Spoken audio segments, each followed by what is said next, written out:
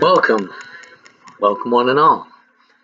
I'm Kyle, Terry's favorite, and coincidentally, his only stepchild. We're all here today to celebrate one thing and one thing only: Terry's 60 years here on Earth. Firstly, let me say, what an accomplishment. Not only did Terry miraculously survive 60 years, but he actually has enough people who seriously like him enough to help him celebrate this monumental occasion. This is completely unprecedented. We all know how abrasive Terry can be, yet here we are.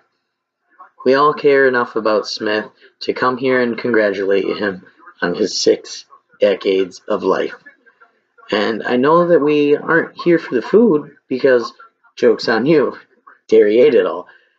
There's not one Little Debbie pastry within a 10-mile radius, and if there is, don't tell him, because it won't be there when you look again.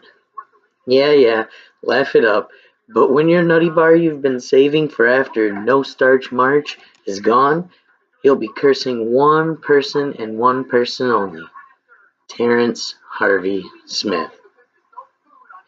As we all have heard well over 1,000,000 times, Terry began his magnificent and notable life in Saginaw, Michigan, or as I like to call it, Sagging Awesome.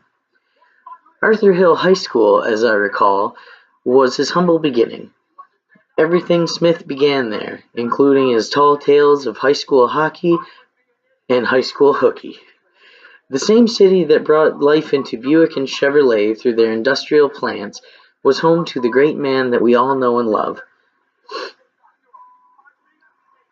We've all heard about Smith fooling the locals as a young entrepreneur by catching catfish out of the Tittabawassee and selling them for a buck of fish.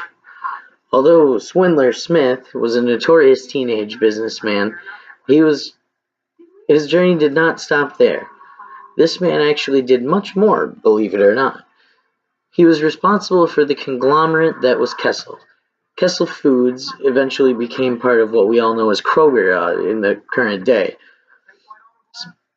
Smith controlled a lot of what we know as the northern region of Kroger, including Saginaw, Flint, the surrounding areas. He was a powerful and strong district manager. He ruled Saginaw with an iron fist, and the district of Flint with an even more iron fist, ensuring that everything was running smoothly with his trusty machete, His trusty machete lurking underneath his desk, just in case. Despite his true awesomeness, tragic struck this man as he was involved in a horrible accident. Terry was never the same, and I'll never forget it. My stepdad was hit head-on by a semi-truck on his way home from work just a few days from Christmas. But at the time, I had barely known this man as far as my 6-year-old mind was concerned, but there was definitely some kind of connection. I had gone from filling my diaper in the corner of his house to hugging him and not letting go until the nurses made me leave.